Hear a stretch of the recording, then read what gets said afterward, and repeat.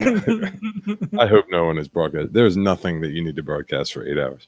I used to listen to a podcast that would, as like a fundraising thing, they would do like weekend long broadcasts, like, 72 hours.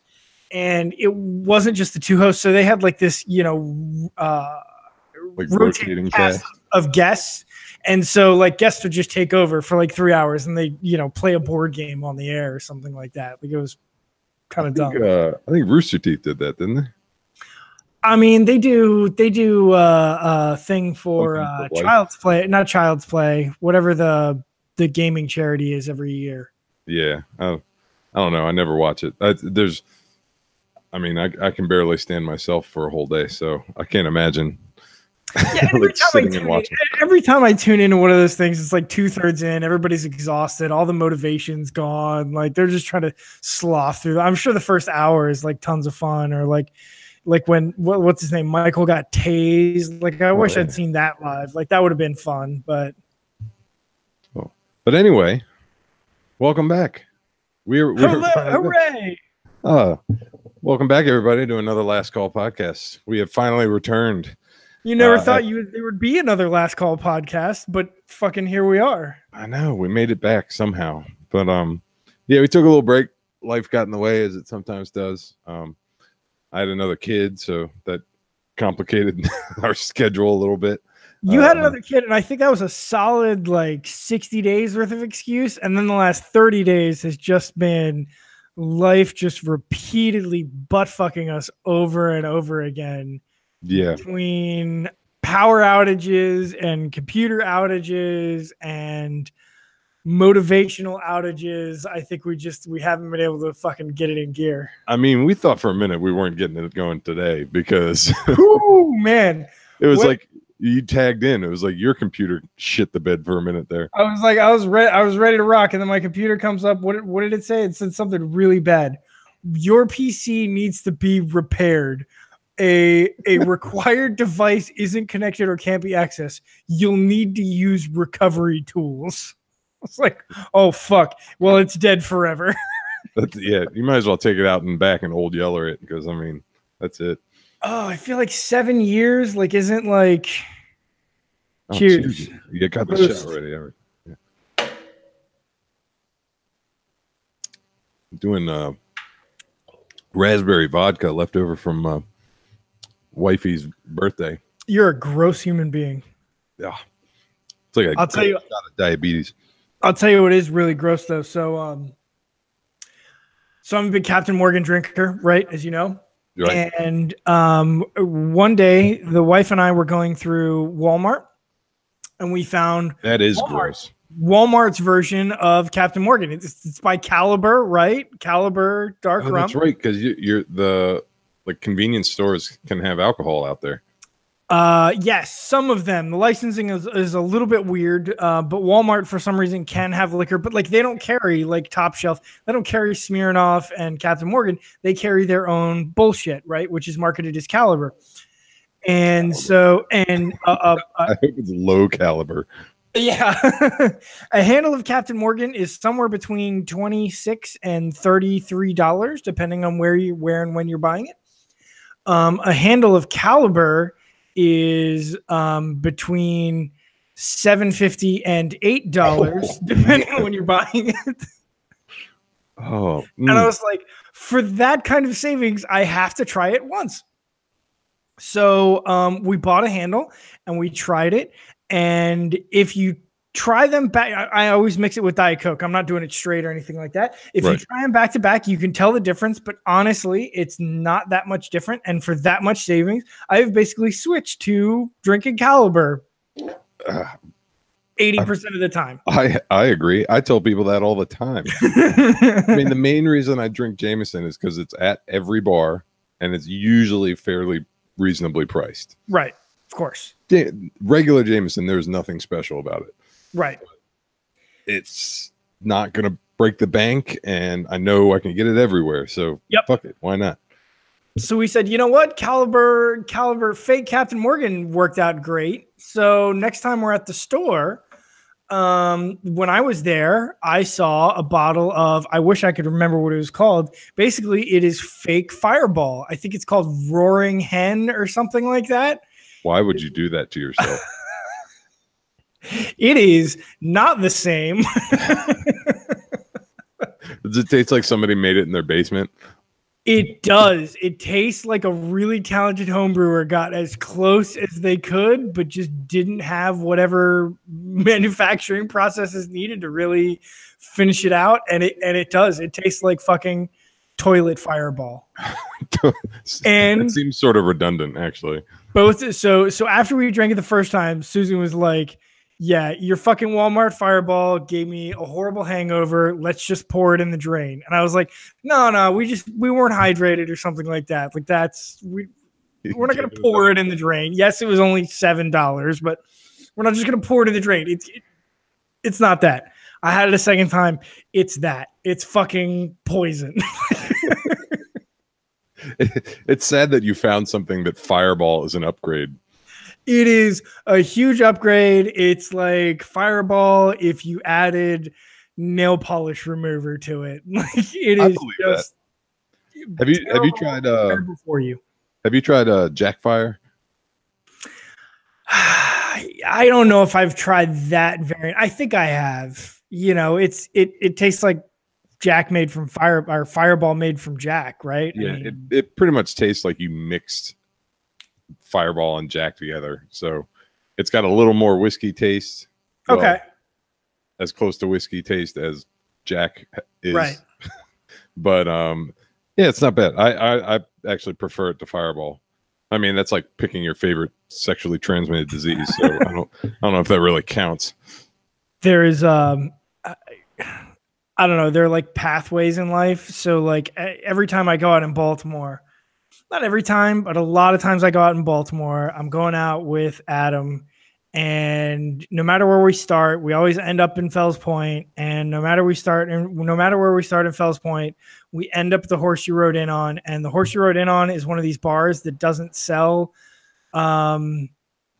regular Fireball. They have their own like homebrew Fireball.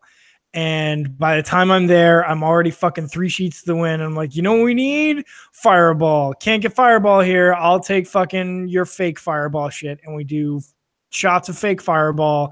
And I always get hungover like I'm ready to die. And it happens every fucking time I end up in Fells Point because I have no impulse control and they sell me poison for $8 a shot. The Horse Ride, that's the Jack bar, right? Or is that Stalking? It's not a Jack bar. Like I think it is. I think it's all based on Jack. And so they have their own like infused Jack, I think is what it is. In like barrels on the wall. And so like you can get, and that's what it is. It's like cinnamon infused Jack Daniels. And it makes my brain hurt for a full day afterwards. I believe you. That sounds awful. It is, and it's a true like testament. The fact that how many times that happened is a true testament to how poor my willpower is. In other news, in things that have happened in the last 90 days, the Washington Capitals may or may not have brought a Stanley Cup home to Washington, D.C.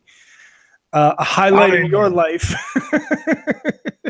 About fucking time. Well, at least we got one in our lifetime. Because how late in the season was it before you were really like, they could legit do this? In true Mikey fashion, I stayed negative until the bitter fucking end. To the very end, till that last fucking horn rang. Like exactly. You were like, they will find a way to fuck this up. Because we were sitting at this point, like, new baby's home, so we're not going anywhere. So we're sitting at home and we don't have cable, so we had to get like YouTube TV for some of them and like project it to the TV with some whatever app and all this crap. And it's like cutting out this, it's running through our Wi-Fi and it's fucking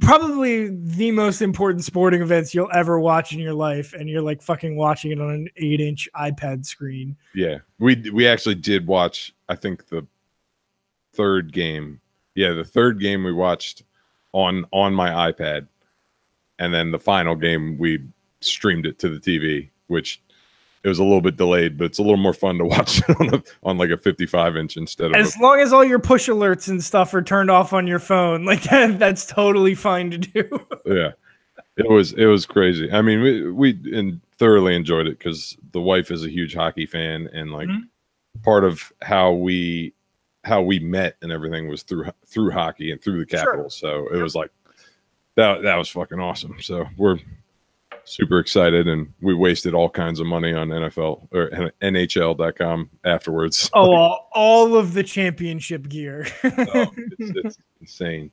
And I've since bought like more memorabilia. We went to the parade in DC, and that was pretty cool, and all this other shit. It's huge money sink. As much as I like to shit on people that are way too invested into sports, like I got pretty invested into this one. So, but that's what money's for, right? I mean, wasting.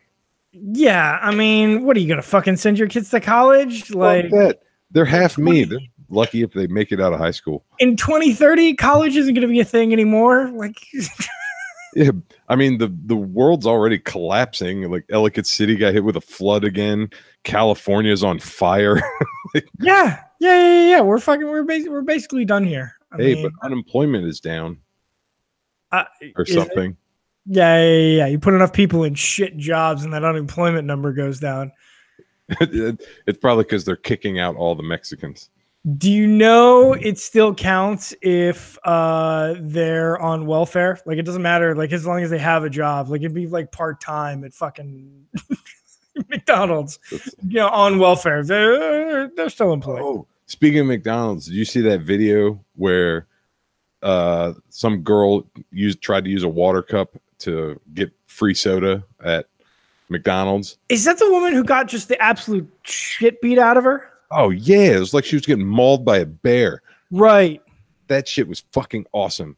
And like, first job, Mikey so loves that, because I remember one of my first jobs was at Boston Market, and I hated. Oh, that's right. I forgot you worked at Boston Market for all those years. Oh, God, that was awful. That was like 3 months or something.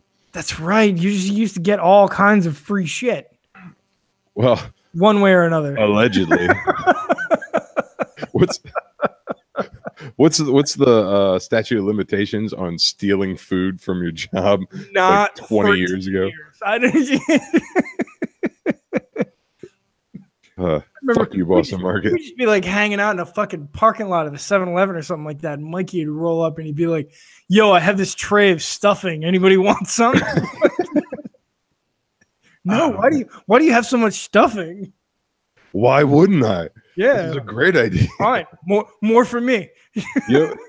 It's funny because I left there because of like all of us, like at the apartment with, like, I woke up one time and I was supposed to be there, and I still drove in, but I got to the parking lot and I was like, I don't want to do this, and I walked in and just handed in my shirt. And then left and went back and met you guys back at the apartment, and we just fucking hung out the rest of the day. I was like, God, fuck that job. That apartment was like it had its own like gravitational pull. Like, I don't know why. It was like this shit apartment in this shit neighborhood in Glen Burnie. And just everybody fucking wanted to be there. And maybe it's because we were young and we didn't know that many people who had their own place at that point. But like, everybody just fucking ended up there all the fucking time. Like, and yeah, I think like I don't think I ever quit a job to stay there. But I certainly called out and worked several times just to like hang out and do fucking whatever there. Like, this Smash Brothers Melee that place is play glorious. Itself. Owe those guys like money. Like, I feel like I should pay them like back rent because I spent so much time there, and like there was so many good times in my memory come from that place. Just stupid shit. Like, we may have mentioned this on the air before. Like, we had this fucking retarded game. This is only a game that only guys who are like 19 years old and Drunk or High on the back porch of a shitty apartment in a shitty neighborhood play. I think it never had a name, but the game was you smoke cigarettes on the back porch, and when you're done smoking that cigarette, you got it down to the end, and you just had this burning ember. You said game on, and you flicked that burning cigarette straight up into the air as high as you could, and everybody dove out of the way so the burning cigarette didn't land on them. We did that for months, all the time. I don't know why, but it was amazing and fun. I think outside of the fact that it's interesting that nobody was seriously injured from that. Yeah. The fact that so many of us are arguably very intelligent people. Oh yeah. We're not the dumbest people in the world. Yeah. Like, how did we make it this far? Like, how do stupid people make it? Like, how many times did we almost kill ourselves as children and young adults? And I'm just thinking about how does, like, you know, middle America, like people in like Ohio or something, like how do they make it? Oh yeah. People who have access to like ATVs and open water and uncontrolled substances and farm equipment and weapons, and people who have access to all of this stuff. How are they all not dead? How is the fucking teenager mortality rate in the middle third of the country not like 93%? You're absolutely right. And why am I disappointed that it's not? Well, yeah. By all accounts, we should have died in like a SWAT raid. One of my favorite things that happened there, one of the guys that lived there, and I won't name him by name. So we were all sitting out on the back porch one night. It's like 1 o'clock in the morning. And I don't know what we're doing. We're talking about something, and it's a ground floor apartment, and there's a small patio out back, and we're just sitting around, and it's straight up into the sky, and there's 2 or 3 layers of apartments above it. And we're sitting around out there, and somebody on like the 3rd floor who we can't see is just speaking through a dark window. Is just like, hey, what are y'all doing? I was like, just hanging out. A whole bunch of pasty white kids. This is clearly a black guy in a black window that we can't see. We're all not sure whether we're about to get arrested or shot or killed or raped or what. We're just like, nothing. Like, we think we've woken up this guy. We're like, sorry, man. Do we like wake up? He's like, nah. Hey, and we want to buy some weed? And we're like, nah, man, we're good right now. Thanks though. But like, maybe later. And he's like, all right, well, I'm 302. You let me know. I'm like, all right, thanks, man. And then we all like immediately shuffle inside because we don't want to get murdered. And there was a bunch of weed there at the time, so we didn't need anything.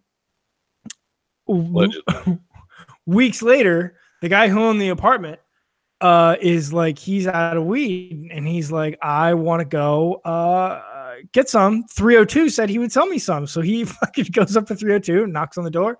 He's like, hey man, you said you sell me some weed? He's like, yeah, hang on just 1 second. And leaves him just out in the hallway for like 10 minutes.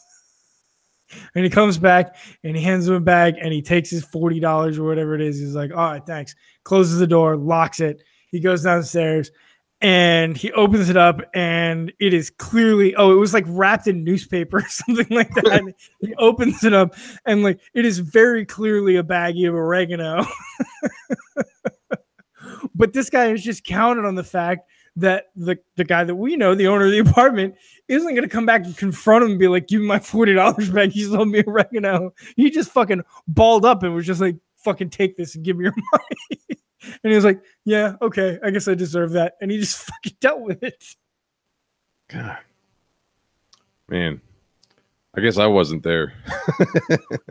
No, you were not there, because that would not have happened. Yeah. Things would have escalated for no reason. That's true. $40 and we had like a war out in the streets of Glen Burnie. Yeah, for $40. How is life with baby number 2? So I was struck when my second child, Scarlett, was born. I was surprised that I did not remember how hard it was. The brain erases the difficulties of your first child, I think, to convince you that it's okay to have a second child. I was shocked and taken aback by how difficult it was the second time around. How were things? Well, first, let me ask something. So I love the toddler stage. I think kids are so much fun when they're that age. Yep. I could give a shit less about a baby. Yeah. It's a fucking potted plant that shits itself and cries. I'm with you. Yep.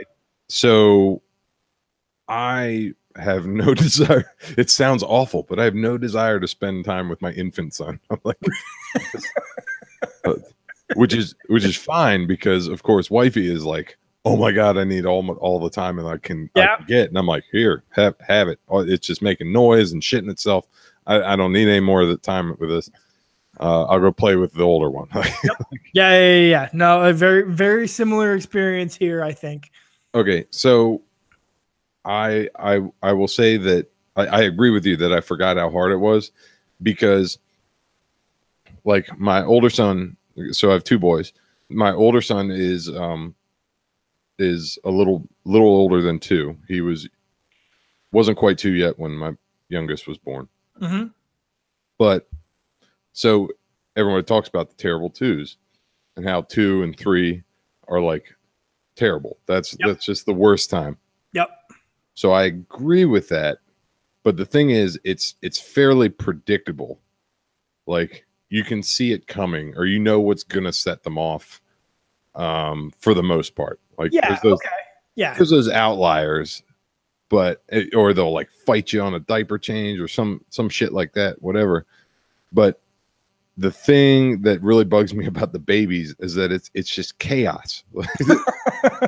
Because a baby has no idea what's going on. It's just kicking and shitting and pissing like all the time. So changing a diaper is a fucking miserable experience. The lack of control is what bothers you. Yeah, I can deal with the older kid throwing a tantrum because I can ignore that because I know he's throwing a tantrum. He'll be fine. The baby, it's like the baby has no idea what's going on in the world. Like if he starts crying, I have to deal with that. Right. Yeah. And that's what kind of stinks. So I mean, it was a little rough at the beginning, but we're starting to get into the swing of things. So it's not that bad now. And I think two boys made it easy because it's exactly the same. I think if we have another kid and it's a girl, that would be a whole new world again. So I think part of that probably made it a little more difficult for you because it's like some of the stuff that you were somewhat used to is different now. Not as bad as you think, especially when they're young. The early diaper changes are weird because it's a whole different set of plumbing. But you kind of get over that hump, I think. See, I was always the reverse. I am mystified. Like I can forgive a baby for acting like an asshole because a baby doesn't know it's being an asshole. What drives me nuts is with like a 2 or a 3-year-old is when like you can look at them and like you can have a conversation with them and you be like, if you do this, this is the consequence. And they will like, look at you and even maybe say they acknowledge what you're saying. And then they will just be like, fuck you and do it anyway. Like defiance is what drives me up the fucking wall. Like we had a conversation, like I outlined what the expectations were really clearly. And you told me to go fuck myself, like with your actions, as opposed to the baby. Baby's not telling me to go fuck myself. It's just a baby. Yeah. It's totally, as opposed to a 3-year-old who is giving you fucking double middle fingers whenever he gets the chance. Yeah, I can understand that. But I guess because of that, you know kind of what to expect, like, and I'm very much of the mindset of rule by fear. So, yeah. So it's worked to a reasonable degree. For me, everyone else is shit out of luck, like because they don't want to be mean to the kid, and I'm like, screw that. Give them what they want until they're quiet. Yeah, no, he's being an asshole. I'm going to treat him like an asshole. He can go fuck himself. Right. Yeah. No. Like, daddy's in charge. Get the fuck out of my face. You start running your mouth, you're going to get popped. Like, all right. That's simple. but then the baby's just there. Baby's just crying. But I can't complain because both my kids have been really easy. So I lucked out, and they took after their mom, because I'm glad they're not like me, except in the stubborn side. So we'll see as they age how that continues. That's true. They're close. 2 years apart. You'll have boys that are like 2 and 4, 3 and 5. That's pretty gnarly territory. Mm-hmm. And if we continue on the same, so our whole life has been on 2 years schedule. So we were together 2 years, and then got engaged, and then got married 2 years later, and then had another kid 2 years, or had a kid 2 years later, and then another kid 2 years later. So it's like, check back in 2 years when we have to take a break from Last Call Podcast again. So yeah, that's what you fucking need. 5, 3, and 1 year olds. And yeah. That's the day I get a text message and meet you on the Bay Bridge. Yeah. We pull out one of your teeth, take a Polaroid with you with a gag in your mouth, throw your shoes in the bay, and drive you to the border. Yep. Just drop me off. I'll hop over the wall that Trump will build. I've made so many jokes. So so the 2-year-old loves Legos, and they have these like flat, like, it's, I don't know, they're like base pieces. They're about the size of my hand. Yeah. Of the, not Lego, but Duplo, whatever, the child Legos. And he'll just set them up, and he'll say, "Daddy, I built a wall." And I giggle every time, because I'm thinking, you're doing a better job than our president. It's like, God, he would probably be better at politics than our president. But, I read fuck politics. I read a story earlier today. It was like, I think it was the government feasibility office or something like that, and they did a study on the wall, and they were like, so when they quoted the wall, like they didn't take into account like what the terrain was, where the wall needed to go. They didn't take into account like who owned the land where the wall needed to go. They didn't take into account like where the wall needed to actually be. Like nobody actually did the math for this stuff. They just kind of fucking said, 1,800 miles of wall. Here's how much it'll cost. I mean, what's it matter? Mexico's going to pay for it. Oh my God. Yeah. No, nobody's going to pay for it. It's not going to fucking get built. Nobody's building a goddamn wall. Fuck it. Sorry. I didn't mean to get political. So over last weekend was one of the oddest things that I have been a part of in recent memory. So I live in a smallish town southeast of Cleveland, Ohio, called Twinsburg. And Twinsburg is famous for every year around this time for holding Twins Day. Oh, okay. I've heard of that. I didn't realize that's where you were. Which is the world's largest gathering of twins and multiples on the face of planet Earth. It sounds like public transportation would be a nightmare. It is. And they hold a parade every year that we attended on Saturday morning. It is a parade. It was a solid hour of maybe 25 was like politicians and cool cars and stuff like that. But 75% of it was just identical twins in matching outfits walking by for 45 minutes. It does really weird things to your brain. It's real, like, you know that scene in The Matrix where like Neo sees the cat go by twice? Deja vu.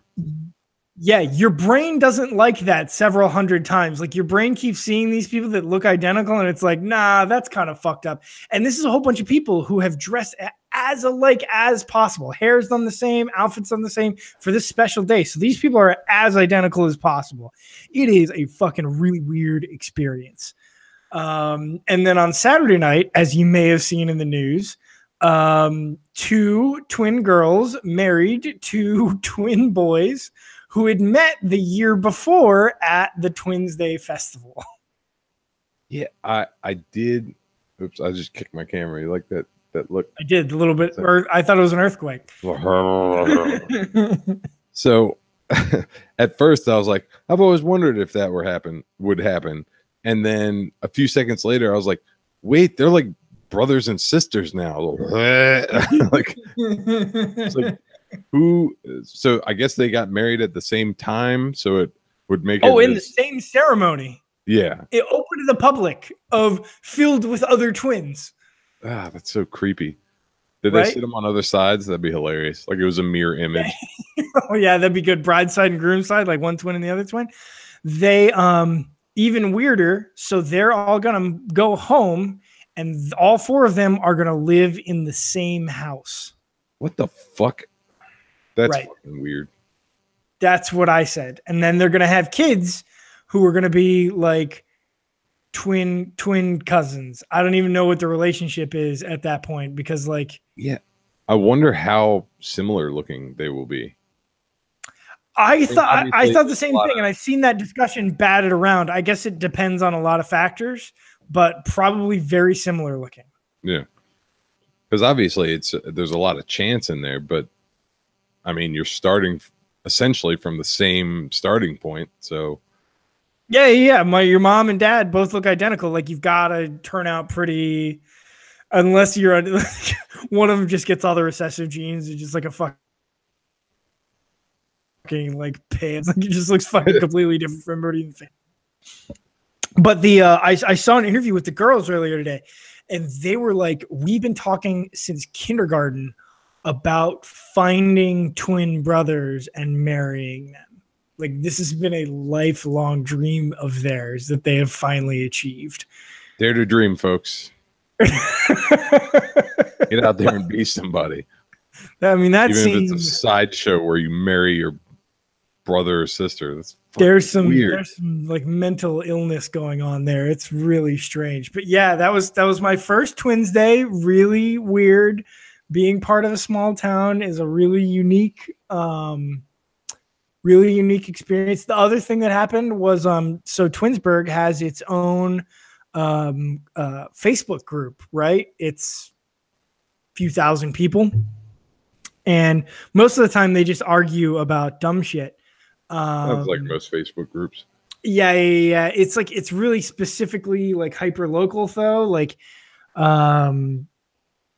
but one of the big things that always happens on there, and the thing that always makes front page, as it were, post after post after post, if somebody's dog gets loose. Really? In the snout, and they'll be like, hey, my dog Missy got off her leash in this neighborhood at this road. Can everybody please help find her? And then the posts pour in. People like get into their vehicles and they start like driving around and they're checking in. And they're like, I just drove down St. Thomas Lane. No signs of Missy anywhere. Hundreds and hundreds of posts. It got to the point there was a dog that got loose at Twins Day Festival. It got to the point people were like, I've seen things on TV where people use drones to locate missing people. Does anybody have a large drone or perhaps a small helicopter that they might be able or to a small helicopter? Oh. To find this fucking Labradoodle that went running away at a parade. That'll probably run home anyway. And I'll be honest, I can't fucking get enough. Like I read through all these things, all these people just fucking losing their shit, like all their hopes and praying over this fucking missing dog. Like, oh, we hope Missy comes home. Like, nah, fuck like missing children in Africa. Like, fuck murder victims. Like, side note, I hundreds of Labradoodle. Bring her home. # bring her home. Oh Jesus Christ! I don't remember if I've mentioned this. As we all know, I hate everything, but one of my more recent pet peeves since being a father and everything, I hate people that equate having pets to having children. Interesting and sticky point. I'm with you. So I mean, I love animals. I've had lots of pets over the years. I only have Frank over here in Meowshowitz. Kind of, but, yep.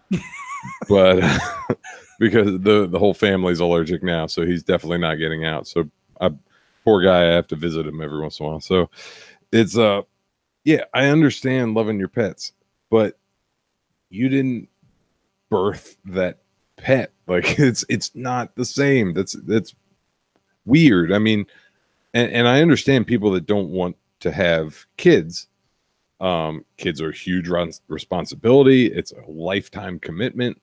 That I understand, but don't equate the two. They're not the fucking same. Like pets are pets, kids are kids. Like, yeah, fuck off. Like it's the you can't make that comparison. Yeah, I'm with you. You know, I think it's a pretty common thing these days. I guess, like, I'm with you. I just let it exist separately. You know what I mean? Like, just let it be its own thing. Like, you can have a very deep and loving relationship with an animal, but as soon as but as well, but as soon as you equate that with an actual child. I mean, that's the truth. Actual child pet.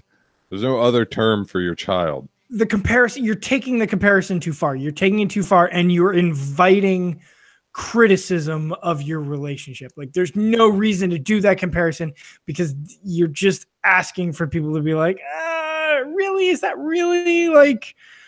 So do we want to compare like the death of a dog to a death of a child? Like, do we really want to put those on the same pedestal? And I guess there are a few people out there flirting with mental illness who probably would put that thing on the same level. And like I said, like I don't want to belittle people's relationship with animals, but I do. Well, that's true. That's what you're here for. That's why we pay you the big bucks. Oh, yeah. Making that YouTube money. Just a reminder, we don't make shit off of this. Let's talk about this real quick. After 20 months of vacation, Conor McGregor has finally decided that he will return to the octagon and fight undefeated lightweight Khabib Nurmagomedov. That's actually pretty close. Yeah. What is it? Nurmagomedov?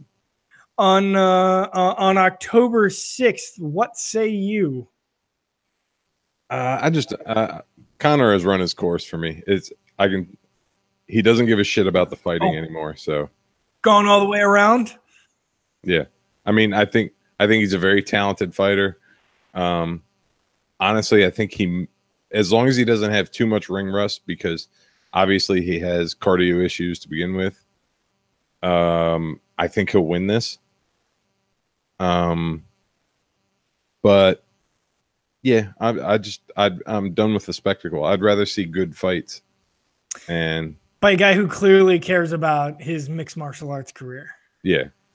Conor only cares about the money. Conor. So yeah, he only cares about Conor, exactly. And he doesn't even need to like actually best thing for him to do, probably lose this fight, right? Because then they could just sell another one. Now it's a comeback story. No, if it was connected to like a previous rivalry or something. That's what I mean. You build one. You can't build a rivalry without losing. Yeah, I guess so. But it's like he's coming off of losses. So that's true. I mean, honestly, he's been away for so long. So like who cares? Like, he's a great promoter. He's very entertaining. He's a great fighter, very technical, but yeah, I don't care. Do you think that Floyd Mayweather will ever step into the octagon with rules vaguely similar to UFC? Not even close. He would never, ever, ever do that. So it's a pipe dream. Yeah. Because even Conor would not agree to that, because he would know what a joke it was. Because let's say, so what was the Conor McGregor would not agree to fight Floyd Mayweather with MMA rules. That's interesting. Okay. Well, no. With the MMA rules he would, but with the modified rules. I mean, the modified rules were like no kicking, no grappling. Oh yeah, no, I'm with you. My question was, would Floyd Mayweather agree to basically a UFC fight with Conor McGregor, not the modified rules? I believe that might happen at some point. That'll get pay-per-view buys. MMA fans will be disappointed with it. Boxing fans will dig it. I think that might happen. My question was, will we see an actual UFC fight from Floyd Mayweather at some point? No, nothing even close. I mean, you might see another boxer come out and do that again, but I mean, the only major example of that was when what's his I can't even think. Tony, what the hell is it? I know who you're talking about. I can't remember his last name either. Just worked him, and Randy Couture, even though he was like a champion, multiple weight classes and stuff, was not a very dynamic fighter, and he just embarrassed. I mean, he was beating up a child. So I mean, and that's what will happen if any MMA fighter fights a boxer. I mean, that's just it sounds extreme, but that's really what it would come down to. No, I'm with you. I think there's too much missing skill set there.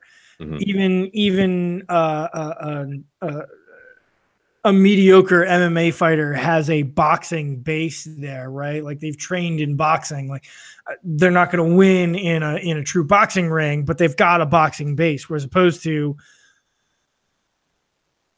boxers have no base on the ground. There's never been there. I mean, maybe a few of them have cross-trained a little bit. Like they've just never been there. Like why would they be good at that at all? There's no reason for them to be good at that. I mean, even if you put a year into it exclusively, why would you? That's like saying, like, if I put a year into boxing exclusively, I can climb into the ring climb into a boxing ring. I mean, it's ridiculous. Well, boxing's another story because boxing is such a joke. There's like 8,000 titles out there, so like that's true. I could probably get a title somewhere. I'm reasonably sure that I could get a boxing title with minimal effort because somewhere. There are so many federations and leagues and all this stuff. Yeah, weight classes. I mean, it's like every 5-10 pounds, there's another weight class. Just move into an empty slot. Yeah. Just be like, we got your application. You're the light heavyweight champion. Yeah. And that's essentially what it is. And there's so many scrubs out there, especially since like MMA is real hot right now. And boxing is sort of on, not necessarily on the decline, but it's a little stagnant. Certainly not on the rise. Yeah. Yeah. There's a lot of scrubs, and there always have been, but in boxing, like it's just local tough guys. It's basically like tough man competitions, just guys like wailing on each other, and whoever is in reasonably better condition wins. And that's all it is. Whereas you see even low level MMA, and it gets pretty technical now. Like it's not like now, 20 years ago. If it was your decision, they came to you and it's your vote, you get to make the call. Would you remove the gloves from MMA?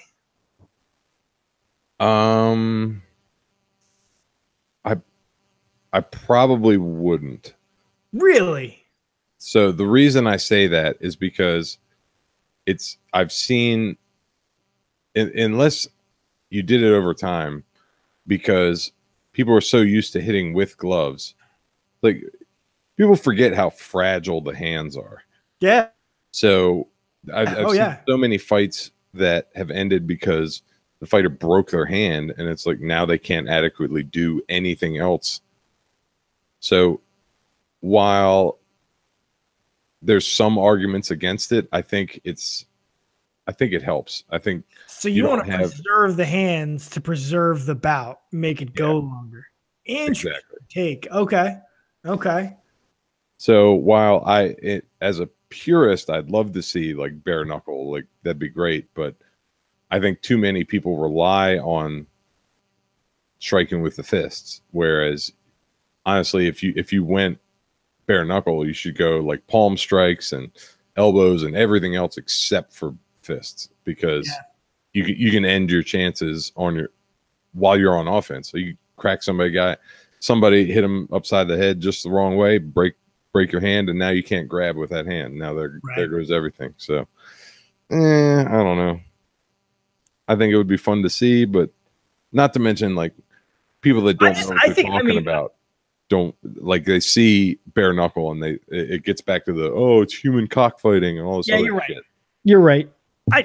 It seems overall safer for the fighters to me. But you're right, I guess. Yeah, no, I mean, overall, I think the matches would would not last as long. I think you wouldn't see as many, punches to the head. I think the average fighter would take fewer punches to the head. Now you might take more like fucking elbows and palms and shit like that, which probably is perhaps even worse. But it would probably it would be safer, I think, because you'd have to be more cautious about your striking, or you'd injure yourself. So you'd probably have less of the people just going in there and brawling. But I don't know. I think that you run the risk of making a fight even more boring, or ending a fight early because one of the fighters can't use their hands.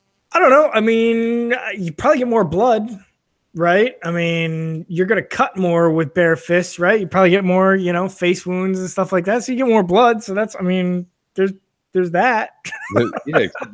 Then they're even more likely for the fight to end early. That's true. Yeah. I don't know. I think in an ideal situation, it would be great, but you'd need that perfect storm for it to work right. There is something about, like, I don't mind, a bloody MMA fight. There is something about like a real blood fest that happens. Some guy just takes a nasty cut in the wrong place, and it's not life-threatening. It's not blinding him. It's just dripping blood onto his opponent while they're both on the ground. There's fucking blood everywhere. There's a moment where I'm like, okay, this maybe let's wrap this up. I agree. I love fighting, but those real bloody battles. It's like, just stop fighting. It is not that important. Guys, it's not a real war. He didn't really do wrong. Like, it's basically a game. Like, stop hitting him. He's already dead. Yeah, I don't know. That's a toss up, really. I could go either way. I was just interested. I've heard it come up a few times, like on Rogan's show and stuff like that, and it's interesting to hear like Boss Rutan talk about it, because he's always like, I just used to slap people with my open hand. Like, I don't fucking need my fists. Like, it's always really weird. Bang, bang, bang. Love Boss Rutan. Fucking nutso. Do you have anything else on the list? Or are we wrapped up for the day? What do we got? I mean, there's like so much shit that happened. It's like hard to wrap our heads around. I know what's been going on. Basically forever since we've been on the air. All right. I have a funny story. So, Sundays I've been working at the bar, and a few times we've had live music, and it's been go-go bands, so go-go is real big in DC, and it essentially sounds like if you had jazz music made by people banging on pots and pans. I always hear about it, but I'm not sure I've ever actually heard it or am like familiar at all with it. It's like aggressive elevator music. It's just like just lots of banging and it's very repetitive. I wouldn't say it's bad, but so for a while we had a band that would come in, and they got the cover at the door. So we didn't pay them anything. They got the cover. So they were real cutthroat about making sure people paid the cover. The thing was, we didn't want any of our regulars paying, because they would come in anyway. Paying cover to see this shitty band. Yeah. Yeah. So that led to some problems and all this stuff.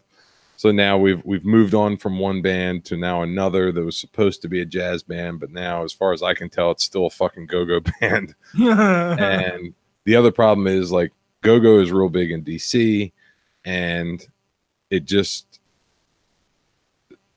there's no easy way to say it, but the crowd that is brought in by go-go music is fucking awful.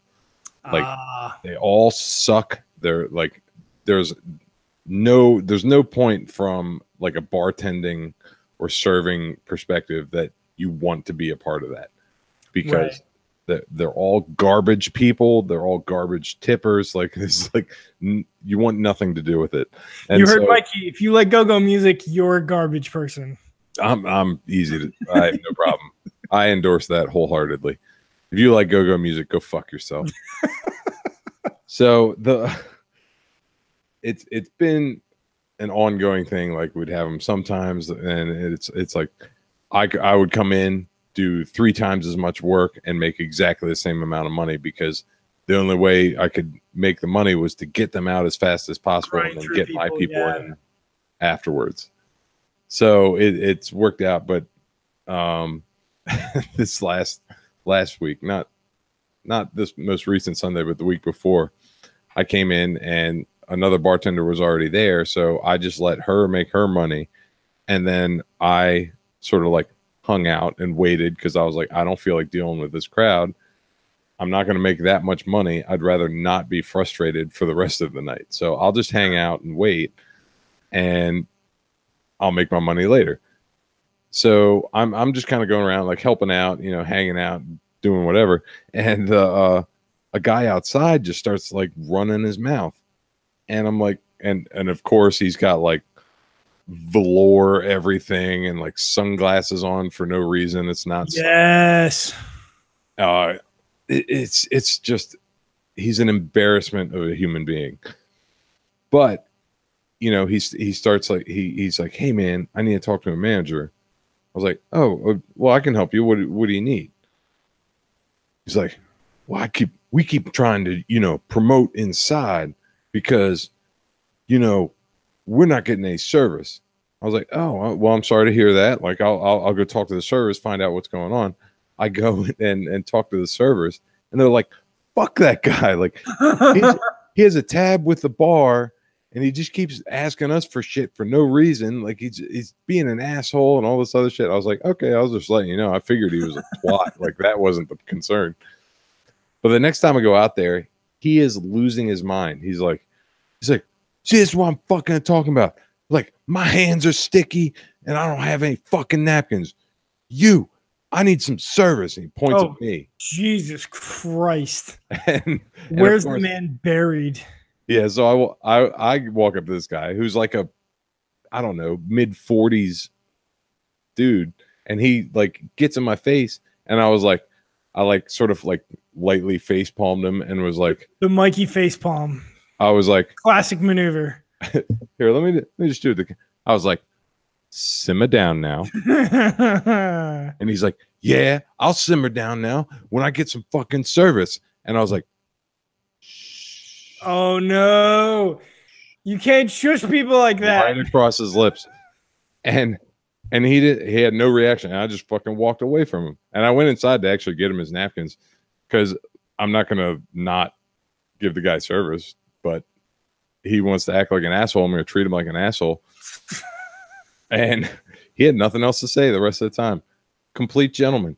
And wow. I'm just thinking, like, you were the biggest bitch. If somebody shushed me across the lips, I would go to fucking jail. I mean, all right, so I'm bigger than this guy, but like, he's got friends there that'll back him up or whatever. I mean, they'd all get their asses kicked, because I guarantee you there's more people at my place of business that'll back me up. But it's like, you're a bitch. Like, you preyed on the fact that you thought that I wasn't going to do anything because I was working, and you failed miserably. Right. I just shamed this guy in front of his friends. And when I came back out with the net, it's like he had gone inside to like bitch or whatever. And everybody outside was like laughing their ass off and clapping. I was like, I don't have time for that fucking negativity in my life. Get the fuck out of here. Stop acting big. Like, fuck you, dude. I think some people, not all of them, not the majority, but some people, there is like a switch you could flip in their brains where like they take like a last shot at being tough, and then when you don't show signs of backing down, they're just like, oh, okay, I lose. Let's pretend like that never happened. And they just move on with your lives. I think you found one of those. And I can almost respect that, because I mean, if he was a total idiot, he would have kept pushing the issue, and I would have fucking smacked him around on our back patio and then had the bouncers drag him out and throw him out on the street. So, I mean, technically that's a win for him. A man has got to know his limitations. That is it's a quote. I forget the movie it's from. My dad always said that. He still always does, all the time. But I always think about that, and it's like, you got to know when shit's over. It's just time to pack it up and fucking take your ball and go home. The fair assessment to make. I think that's what he did. Yeah. He didn't actually leave. He just like, I think he wiped that moment out in his brain. It was like, well, I'm not going to do that anymore. Yeah, because he stayed for like 3 more hours. Yeah. More power to him. Whatever. Yeah. You knew you were bested. Like, there's no reason to take it any further. Probably if he was like 10, 20 years younger, he might have had a different reaction, but I don't know. Those are my favorite, though. The guys that just constantly want to get in a fight. Well, yeah, those are your favorite people, right? Like, just the one. Oh, yeah. Yeah. Because you can fight them virtually without consequence. Oh, yeah. I love it when somebody gives me a real reason to just fuck you up. And I'm not just going to, like, hurt somebody for no reason, but if I like knowing that I don't have to worry about repercussions because somebody else instigated or they were the aggressor or all that other shit. There's a clear incident there where they're going to have to explain themselves. Oh, people. Somebody was talking on Facebook about like old school Diamondback and talking about fights. There's some viral video going around where like a little guy was getting into it with a big guy, and it looked like a staged event, but the big guy just picks up the little guy and throws him like 6 feet into a fountain. Oh, I saw that. Yeah. It was some kind of like staged event, but it was still like very impressive. Like he got some serious distance. And one of my friends, Charlie, he brings it up. He's like, I remember one of my first times at Diamondback when I first started working there, and Mikey picked up a guy and body slammed him on the other side of the street. And I was like, hey, this story grows every time, but I definitely did not slam him. And I didn't. I picked him up, and he was surprisingly light, and I walked him across the street, and I went to place him down, and because he was being like total belligerent drunk, like something you'd see on Cops or something. And when I go to put him down, he like grabs onto my shirt and tears my shirt and everything, and it fucking sucked. But I kind of wish I slammed him, but I definitely did not. Another 5 years would be like, yo, you remember that time that Mikey took that guy outside of the bar and picked up a car and dropped it on him?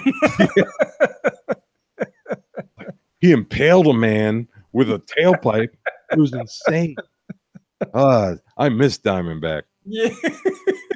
Remember that time Mikey killed that guy across the street? Man, Diamondback was the best. Kumite. I still think you could have like a Kumite bar. I still think that's the best idea I've ever come up with. Oh, like the bar from like, what was it? The first X-Men movie? Yeah, just like that. Yeah, shit, like yeah. That has to exist somewhere, right? Gets a shotgun to keep order. Right, yeah. I'm okay with that. Who I would wants work to at fight that the bar. Wolverine? We'll tape some fucking butter knives to your hands or something like that, and we'll just have people just come in and just fight you every night. I'm And all about that. Man, I wish I could fight for a living. But I mean, you can. We just probably have to do it like in Mexico. probably could, but You just, I don't you know. know, we can make all our money down there and just send it home. The opposite of what immigrants do here. But what if they put up a wall? Yeah. we just send our money home in FedEx envelopes. This is this is all the money Mikey made last week. Half murdered residents of Tijuana. I'm all about that. Right? Wait, God. How many drunk Tijuanans do you think you could fight? Holy shit, I can't believe I forgot about this story. What? So, and the connection here is hilarious because you just reminded me about like illegal fight clubs. Yeah. So, you know the movie Bloodsport, one of the greatest films of all time. I won the Oscar for best movie ever. Yeah, I believe so. Every year. Yeah. So the problem with that, so it's based on a true story. Yeah. Not in the typical based on a true story, air quotes. It's the fact that Frank Duke, what's his name? Dukes? Frank Dukes. Yep. Yeah. So he was full of shit. Yeah. He just like said it happened. Yeah, he was like, I was in a legal fighting tournament and I had like 1,000 wins, blah, blah, blah, blah, and I hold these records. yeah. And it turns out like people did, you know, once the internet came about, people were like, no, you fucking don't. You lied about everything. He's like, oh, that's what they want you to think. Like, and so I encountered the local Frank Dukes. Ugh. So my friend Mike Stewart, who's a Brazilian jiu-jitsu guy, he's been on the show a couple times. He shared this Craigslist ad, and it was this. It was this guy promoting his MMA training, and most of it was fine. It was like, oh, I'm looking to train students. This X amount of dollars for whatever. I have all this equipment, and he had like tons of pictures and everything of the different equipment he had, and he had some legit stuff, and his equipment was good and all that stuff. But then it started getting all Frank Dukes because he's like, he said, I'm 200-0 in fights. I have multiple black belts. I was invited to train with Greg Jackson, who, for people that don't know, he's the one that basically trained George St. Pierre, among others. Right. He was like, I was invited to train at Jackson Winklejohn, and but I politely declined because the atmosphere wasn't honorable and all this other crap. Like, he said so much ridiculous shit, and so I sent him a email responding to it, and I was, you know, basically playing into it. I was like, oh yeah, I have you know, 2 years of karate and 1 year of kung fu, and I'd love to get into MMA, and you look like you know a bunch of shit. Well, I didn't realize with all the changes on Facebook, I had made that public. And the guy fucking found it. He found the post that I made on Facebook, and all of a sudden he's just like sends me a message, and what did he say exactly? It was like, you picked the wrong cat to mess with. I guess I'll be seeing you soon, huh? Now, I've said in the past that size matters when it comes to a fight. Yes. This guy is maybe 130, 140 pounds, like, and maybe he knows his shit. Maybe. Probably not.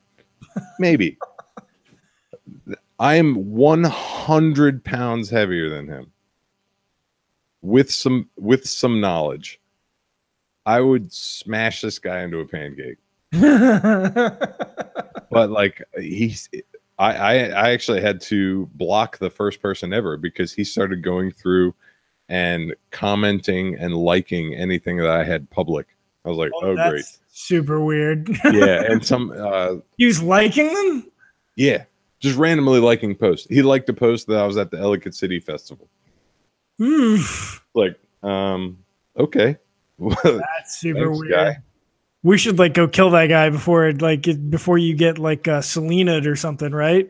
Well, that was the big joke that I was like, so we were worried that Mike, because he's in the legit fight industry, would be known by this guy, so he couldn't respond to it. So I was like, well, I don't have any visible connections to fight training, so I can respond.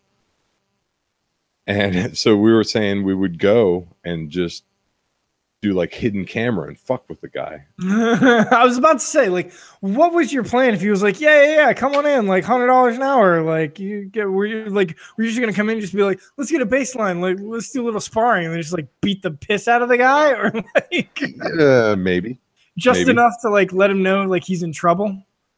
That would probably be it. I mean, because whatever. I even said before I blocked him, like he commented on the post I made and all this shit, and he was acting tough and all that stuff.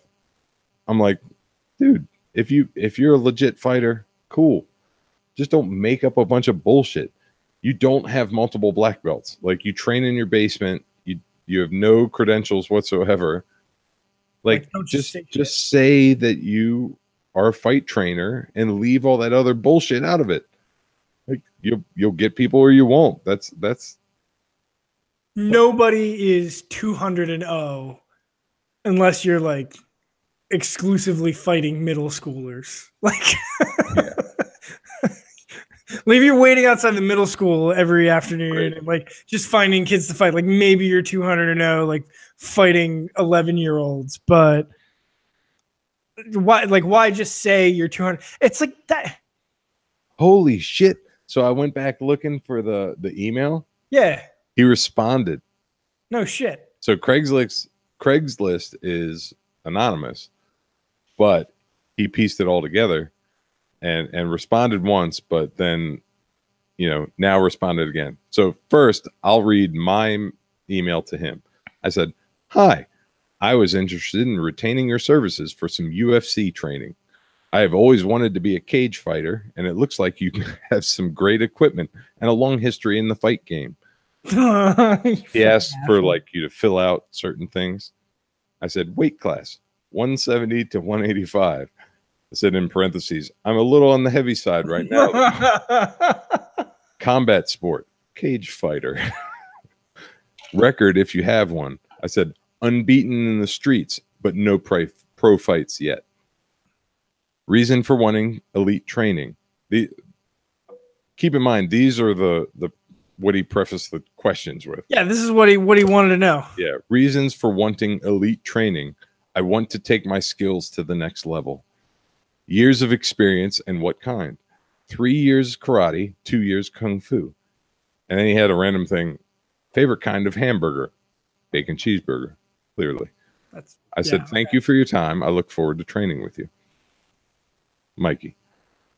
So I guess he saw that he had responded with a normal response, like, oh, did you whatever rates and all this other shit. My rate. Here's what are you looking for? Yeah, that kind of. Well, this one that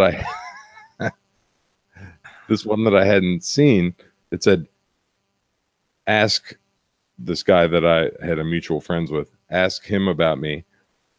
Put him in a leg cast for 6 months, chopping his kicks and spin kicks in a play fight. Or his friend HJ became a Navy SEAL, landed a flying switch kick, blocked his flying switch kick. He fell to the ground and quit. Also a play fight. You just tried to troll the wrong guy. Scott Lester could vouch for me. That's another friend that I know. Holy fucking shit.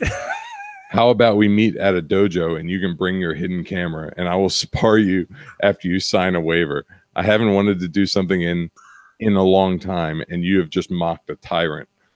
Oh, fucking do it! This just escalated I so will good. fucking come there and film it. Fucking. Oh, I gotta tell Mike about this. This is so great. Wow. All right. So I know a place. I have a cage. Come to Ohio. I'll pay for the guy's flight. But I know. I know people that have access to cage. So, or if nothing else, we could take it to one of Mike's schools, and we'll do it there. Fuck yeah! This is big open mats. That's all you need. That'd be funny. Fuck yeah! This is the fucking Navy SEAL guy. I'll have you know, I graduated top of my class in the Navy SEALs and have over 200 confirmed kills. That's that guy. Yeah. Wow. Why are you murdering all your friends during play fights, asshole? Even if that is true, like that just makes you a dick. Yeah. Like, oh man, I can't wait to murder. That's not impressive. We were pretending to fight, and I hurt them critically. Yeah. So awesome. That's not impressive. It's only impressive when you hurt people who are trying to hurt you. Wow. I gotta follow up on this now. The return of Last Call podcast. Man, this just took a dramatic turn. We'll put this shit live on Facebook. I'm so excited. It'll make him famous. That would be so much fun just to beat the piss out of this dude. Fuck a ring. Let's just do this shit Rocky 5 style with just fucking trash cans and just on the street outside of old Diamondback. I had I don't even remember who told me, but I think it was Evan actually, the owner of Portales and Diamondback. He said just promise me that you will find like an empty pool, a half empty pool or something, so you can recreate Lionheart, that other Van Damme movie. Yeah. And just have a street fight in like a half empty pool. Like, I'll make it happen. I'm so excited. Before the fight, you just gotta walk up to him. We'll film this. Just walk up to him and just hand him a handful of sand and be like, when it looks like you're gonna lose, throw this in my face. Yeah. Kumite. Man, I want to respond to this now. Yes. I'm just now seeing this. Oh man, I want to make this happen so bad. Do it. Arrange it off the air. We'll catch everybody. He's never gonna reply, but he definitely won't. So I don't want to forget about it either. So anyway, tune in maybe next week. We'll have some more info on. Welcome back, bitches. Yeah, we'll here on Last Call, we beat the shit out of our critics. So give us a like, a comment, and a subscribe. You know, that's how that works. Or I will find you. All right, kids. Thank you very much for doing this for another Last Call podcast. We'll see you next time. See you on the next Last Call.